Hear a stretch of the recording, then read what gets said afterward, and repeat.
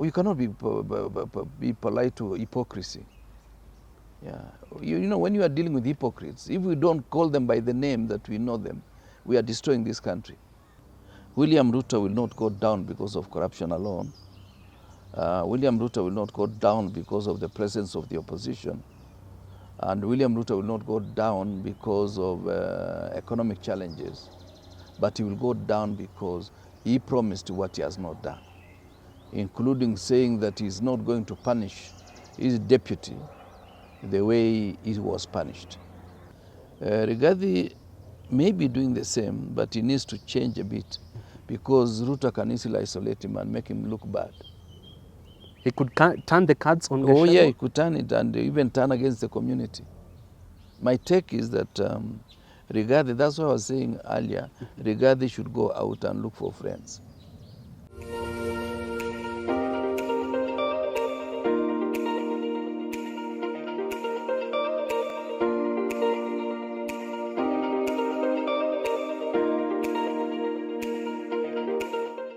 And you're just in time for Richard Mwenje Exclusive, your only point of call on matters, politics and governance analysis here in Kenya and across the region. I'm usually Richard Mwenje. It's always a distinct privilege to have your company with us. And now today we're discussing a raft of issues in the world of politics and governance, and who better to help me bring the conversation home other than former Agriculture Minister and IGAD's Special Envoy to Somalia, none other than the firebrand himself, Honorable Kipruto Arab Kirwa. Yes. Today, welcome to our lawn outside here. I hope you're enjoying the breeze, right? Well, I'm enjoying the breeze and also these mature trees, some indigenous, some exotic, but nonetheless, people took a lot of effort to plant them. We do hope that those who are taking care of them are going to respect the fact that this is the history of the institution and the presence of us here. Yeah. Do you then laud the commitment by President Ruto to plant trees to a number of billions before the exit of his term? Do you laud that wisdom and initiative from him? Yeah, it's something useful. I would want us to take it a notch higher in the sense that it is not just a planting of trees. It should be growing of trees in the sense that when you plant, make sure that you allow it to get to the right stage for it to fend for itself. You remember many trees that are planted, most of the time half of them are destroyed before they reach maturity.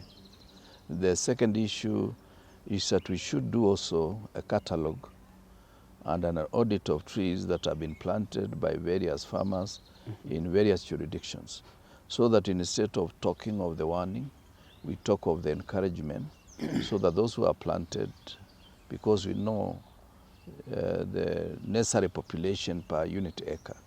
So if you come to my farm and have 1 acre and have planted a certain number of trees, we should be able to identify that effort, because planting in every acre perhaps 10 trees in the total acreage of Trans Nzoia or any county for that matter will assist in terms of afforestation. I usually look at the county I come from, especially the location of Kablamai. When I went there in 1972, a huge tracts of land were mere farmland without trees. Today, because land size has reduced to 2.5 acres, every farmer has a tree around his house, and the place looks like a small forest. That is the way we should encourage people to do, and also we encourage them to plan for the future, and also for their own commercial effort. So from your optic, it's not just enough to plant trees or go for climate summits. It goes beyond that. It goes beyond us, because we must also be asking ourselves which trees are relevant, especially on riparian land. There are those trees that we call them water-loving, that assist to create some kind of dams around the riparian area. Trees like, plants like bamboo and other indigenous trees that assist in retaining water along the riparian. That makes sure that the river is recharged throughout the year, so that the period the river there is no rain, that river is still getting water and the streams will be flowing throughout the year. Many streams have been rendered bare by people planting vegetables and opening the riparian section. Otherwise, under the law today, you are supposed to take care of between 6 to 10 meters of riparian land without doing any agricultural activity for purposes of improving the environment. Rightly put, that off the way, and let's begin our conversation from matters to do with central Kenya politics. And we are seeing the Deputy President Rigathi Gachagua's call for Mount Kenya unity being dismissed as a call for ethnic inclination. And it begs the question, sir, do you find it that there are some quarters who are threatened by a united Mount Kenya bloc? Well, I do not know why they should be threatened, because you see, every politician should sell his or her agenda to the constituency that he wants or she wants to run. And that threat really is misguided. The same bloc voted for the current regime almost to the extent of 47% of all the total votes the current regime obtained came from that part of the country. So if there is any threat, it's possibly either people have failed to implement the manifesto they gave to the people of Kenya in the last election, or they have made utterances that goes against the very people who voted for them in the last election. But what I know, the most relevant issue is the issue of taxes. The people of Mount Kenya are very averse to the level of taxation and the volume of taxes that have been visited on them, whether it is housing levy, whether it is motor vehicle circulation, whether it's taxes on various goods and services. It is affecting them the way it's affecting the rest of the country. But more so, most of the businesses in Nairobi belong to the people from that part of the country. So I think what we need to do is to improve our communication with each and every part of the country, so that at the end of the day, we don't balkanize this country into saying this is this tribe, because every community is proud of its own capacity, and no community should be vilified by saying we want to be united. Yep. In Deputy President Rigathi Gachagua cast for more resource allocation through the one man, one vote, one shilling formula, he considers that those who are against that initiative are working at the behest of enemies of Mount Kenya unity, and he considers them to be community sellouts and betrayers. Do you consider that to be the right tone and language that should come from Deputy Rigathi Gachagua on matters to do with the one man, one vote, one shilling agenda? Well, we will be narrowing the one man, one vote, one shilling. We'll be narrowing it to Mount Kenya. What we should do is to be able to identify the parameters that determine economic growth and how we can deal with issues that have affected people over the period. One of those parameters is, of course, the question of population, which is also important, which is very important. The question of land mass, the question of the historical challenges, and perhaps, and not less important, the poverty level of the people. Those parameters must be combined and be given certain weight, such that at the end of the day, it's not population alone, it is not land mass alone, it is not historical injustice alone, it is also the level of poverty of the people. All those combined and given the right permutations, we'll be able to get a formula. And as I've said before, it doesn't need a professor of a university to deal with that issue. A good student from the University of Nairobi who is doing statistics, perhaps economics and a bit of computer, when they are given those dimensions, they will produce the results that everybody will say, yes, this is okay. My worry is that when we politicize and we allow it to take tribal connotation, we destroy the very essence of wanting to be fair to each and every person. Yeah. Moving on swiftly, now that there are those who are taking concern with the DP Rigathi's directive to consider those opposing one man, one vote, one shilling agenda as betrayers of the community, do you agree with those who believe Rigathi Gachagua himself was the was the author of betrayal of Kikuyu community, because some believe in the run-up to the 2022 general elections, he sold the interest of the community at the expense of getting the DP's position. Do you consider him to have a moral high ground to consider others as sellouts of the community? Well, I'm getting a bit hesitant to want to focus myself on the current deputy president, Rigathi Gachagua. Why so? Because he has taken different positions at different times. If you are to play my clips for the last 10 years, there is some consistency. For him, some of the clips, if you play them, I'm sure he'll switch them off. So my take is that instead of focusing on him, let us focus on the issues that are giving us unnecessary division.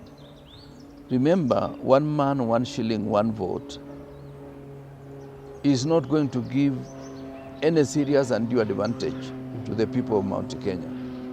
Other people also, they have the pressure of the factor of population.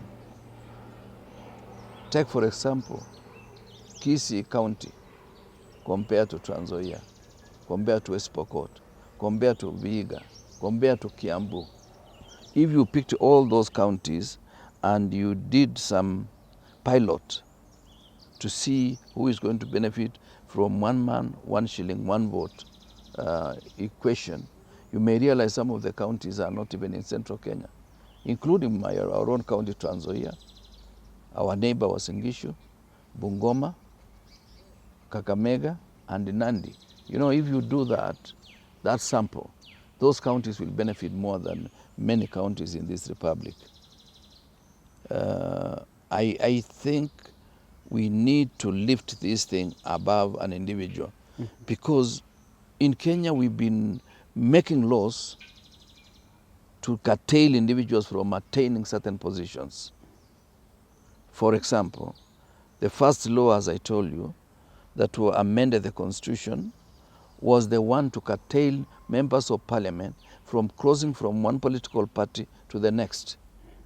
The second amendment that was also not so good is the 1981 amendment to say KANU is the only party, and therefore all other parties were effectively proscribed and left KANU alone, so that KANU became de jure the only political entity.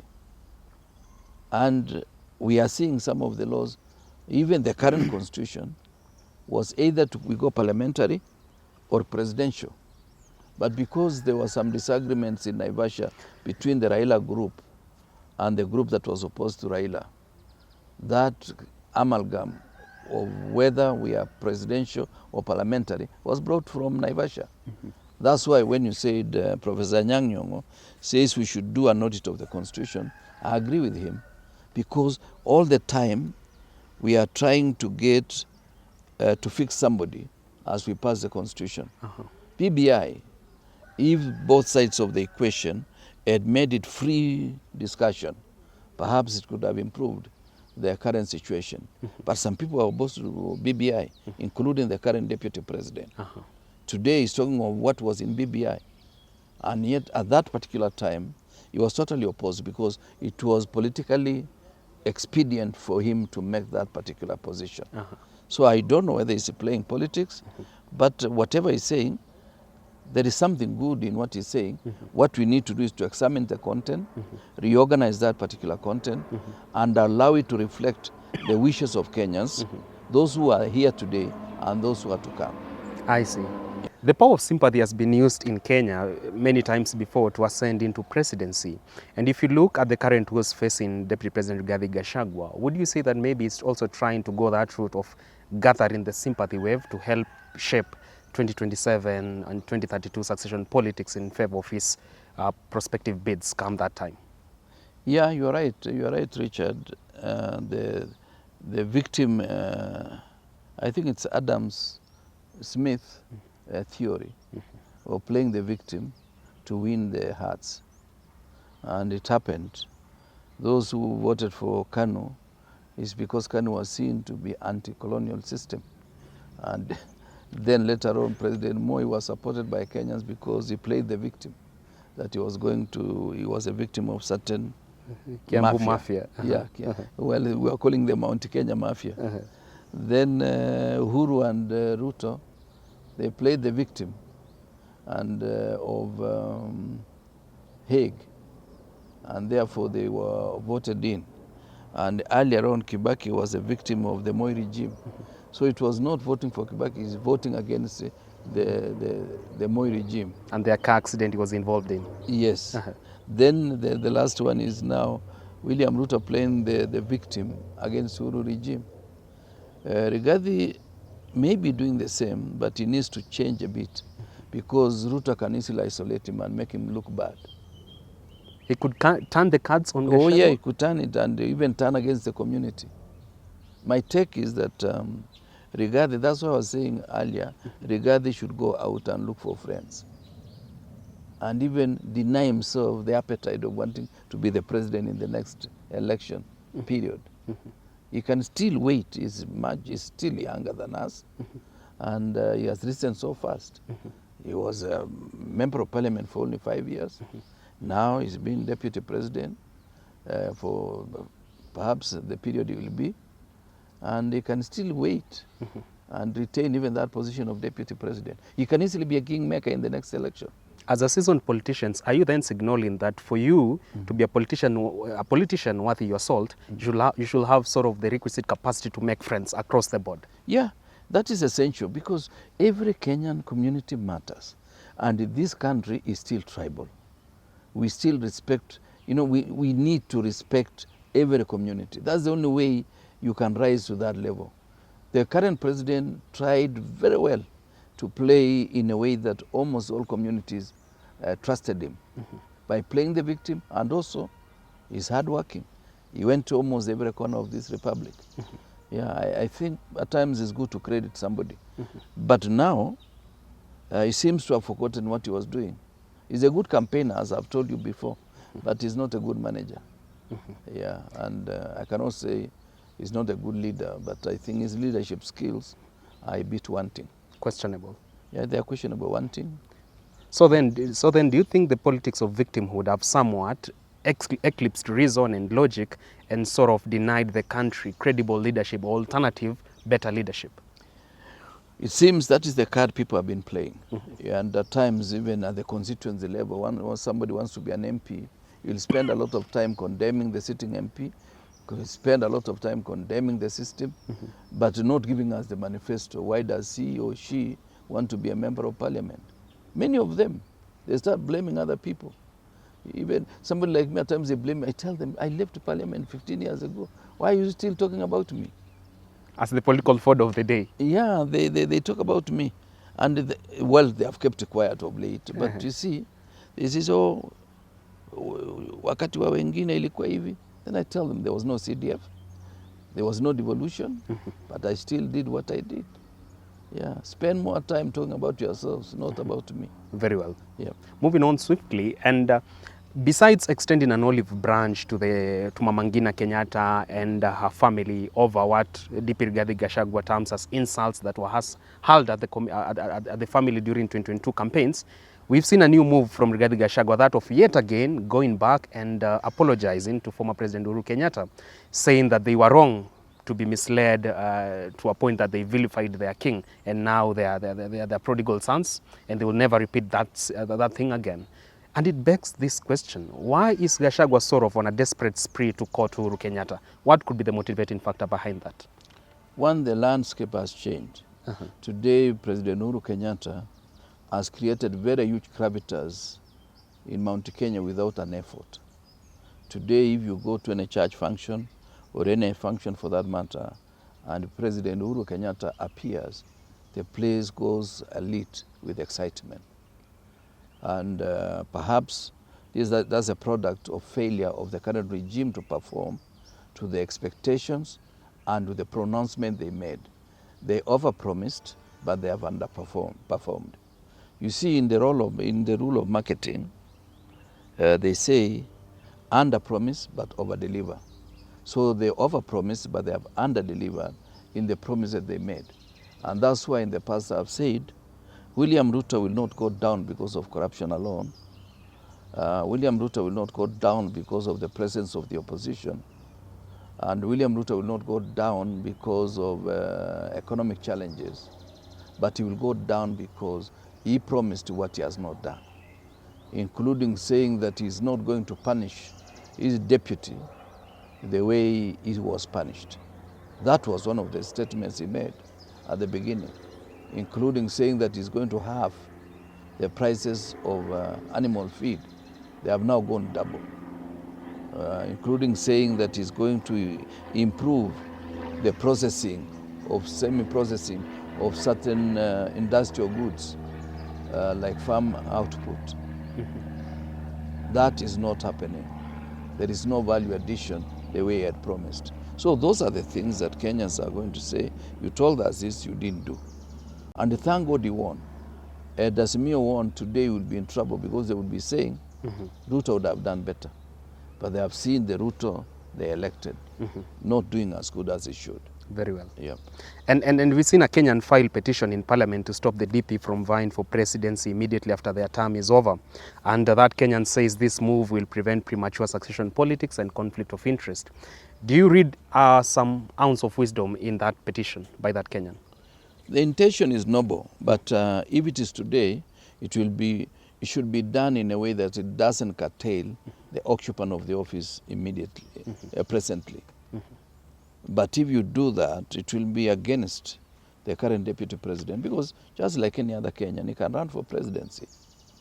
But I've always maintained that there should be some recalibration of the role of the deputy and the role of the president or the main person, so that succession is not confused with legacy. Because now, Ruto may want to leave some legacy, but it's already created succession politics, which is also a problem to many of us. Yeah. Well, that point by former minister and previous IGAD special envoy to Somalia, Kipruto Arap-Kira, takes us to the wrap of this conversation today, touching on a raft of issues in the world of politics and governance. We've talked about central Kenya politics, 2027 succession politics, and also the state of the nation this far, and the strides President Ruto is trying to make in shaping his legacy. And you've heard from him. We hope that you've tapped into the nuggets of wisdom from the firebrand himself. Thank you so much, Kipruto Arap-Kira, for honoring my invitation. Yes, yeah. We say asante sana. It's my pleasure. Yeah, it's only that it is IGAD special envoy to Somalia. Sorry. No, you put it very well, but not just Somalia. Somalia, peace and national reconciliation. Oh, okay. Yeah, I stand guided. Yeah, thank you. Very well. And that's why I really preach peace and reconciliation. And I preach peace and reconciliation and encourage the president and his deputy to learn to work together for the balance of the period, or pathways officially, so that we don't have a government that is always feuding at the expense of Kenya's interests. I see. Yep. You seem to be following in the footsteps of Kapsaret Member of Parliament Oscar Sudi, big on calling for national unity. Is he the fire in your belly? But for me, it's a genuine concern. But for Sudi, it's just fighting the deputy president. Come on. So you cannot pretend that you are calling for unity and you are vilifying a leader at the stature of the deputy president. You know, I think those are dogs that have been unleashed to the deputy president. Guns for hire? Yeah, they are guns for hire. What has Sudi done? Is it that you're envious of young politicians who've achieved some sort of success? You took concern with Nandi Senator Cherargei when he proposed extension of term limits. Now you're taking concern with call for unity from Oscar Sudi. I take at any politician who is a pretender. Yeah, the hypocrites should not just be occupying this space. Can't you be any polite to them? You cannot be polite to hypocrisy. Yeah, you know, when you are dealing with hypocrites, if we don't call them by the name that we know them, we are destroying this country. You see, I'm approaching 70. Perhaps I may not have more than 20 years to be in town. But we want to leave this country better than we found it, because Kenya belongs to all of us. Are you part of the elders who believe in the proverb that mwizi hana majina mawili? Mwizi ni mwizi. Mwizi ni mwizi. You cannot give him another name. Don't call him innovator. Mwizi ni mwizi. Well, there you have it from the man himself, Kipruto Arap Kirwa, always insightful, always deep in his thinking, and we really credit all that to you. And thank you for making many people watch this show across the board. Yep. So many of our global audience appreciate your work. I thank you too. You've given me a chance to share my little knowledge, experience with the people of Kenya and the rest of the world. I hope you don't take concern with the fact that I only give you water oftentimes. Water is source of life. Yeah. Asante sana. Asante. Until next time on Richard Mwangi Exclusive, do enjoy the rest of your viewing. But remember to keep this conversation going beyond here. I'm at Mwangi Richard on X and on TikTok. Find Mheshimiwa at Kirwa Official on X and on TikTok as well. We wait to see your feedback. Until then, enjoy your day.